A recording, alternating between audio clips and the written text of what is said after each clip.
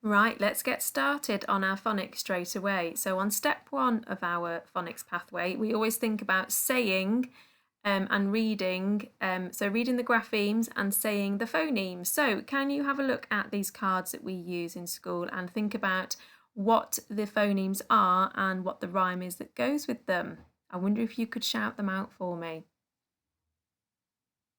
That's right, we've got O, O, O. A goat in a boat.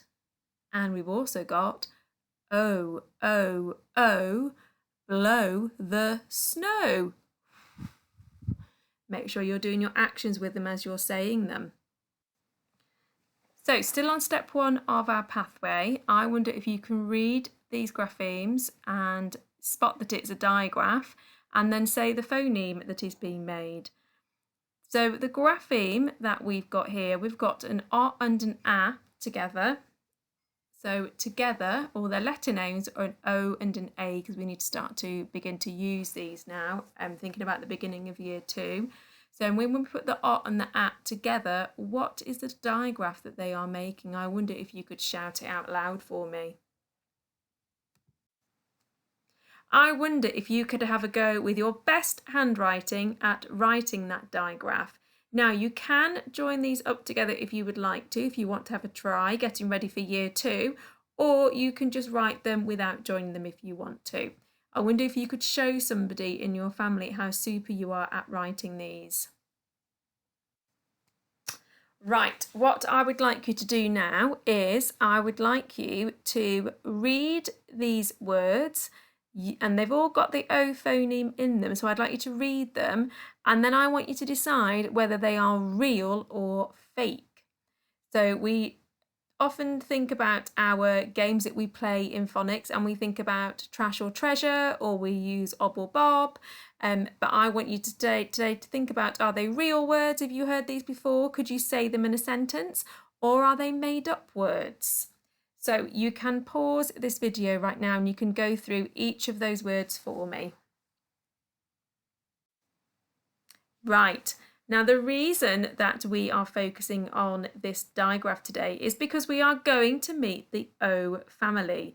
Now, we've talked a little bit already in some of the other videos about how Year 1 starts to get a little bit tricky because we have got lots and lots of different ways to spell the O phoneme. And the better that we're getting at reading, the more that we're noticing this now, that it isn't just always the O and the A or the O and the A that are making that O phoneme. So what we've got to do is we've got to try and recognise the other ways of spelling the O phoneme. So you can see here all of these different ways of spelling the O phoneme. I wonder if you spotted these in any of your books that you've read recently. So what I want you to do now is I want you, again, you can pause this video, and I want you to grab a pencil and a piece of paper, and I want you to have a go at writing these words down for me, and then using some sound buttons to show what is making the O phoneme in these words. Okay, so you could always go back a little bit and have a look at the phoneme family and have a think about what is making the O phoneme in these words. Right then, I wonder on this slide here whether you can say the words and then match them up to the picture that they go with. Again, you can pause the video at this point and you can say the words and maybe point to the picture that they go with. You could also, again with these words, depending on how you did with the other words on the last slide, you could write these down and put the sound buttons underneath them to try and spot what on earth is making the O phoneme in these words. Which one of that O phoneme family is it? Right, what I want you to do now is I wonder if you can use any of these words that we've seen that have got the O phoneme spelling in them. So road, toe, bowl, toe, throw, show, mole. I wonder if you can use any of these words in a sentence for me. Now, don't forget, year one, your capital letters, your finger spaces, your full stops. As you can see, I've written a sentence and it says, the mole came out of a hole. So it fits right in with our text that we're using at the moment. So if you can link it into our text, that would be even better. Right, your next job, year one, is to have a look at these 3 tricky words that we might need in year one. And I wonder if you can say them and then use each of them in a sentence correctly. Now, the job that I want you to do now, some of you might have done this job already in school, but some of you might not have done. Part of your job in year one, and this is on your writing ladders that you might remember, or you might still be using at home, or you might still be using in school, is to sequence sentences. And that's to think about, actually, when these ideas pop into our head, when we're writing our stories, we need to think about there needs to be some sort of order to our sentences, okay? So sometimes all of these ideas pop in all at the same time, and then we've got to try and write them all down, but we need to try and make sure that they're in some sort of order. So I've got some sentences here. So the boy saw a brown mole appear from a hole in the ground. The mole seemed very friendly. Once there was a boy who was a bit lonely. Oh, this doesn't sound quite right, does it? Hello, said the mole. Oh. Suddenly there was a scratching noise nearby. Oh, goodness me, these sentences aren't in order, are they? I wonder if we can get them into some sort of order.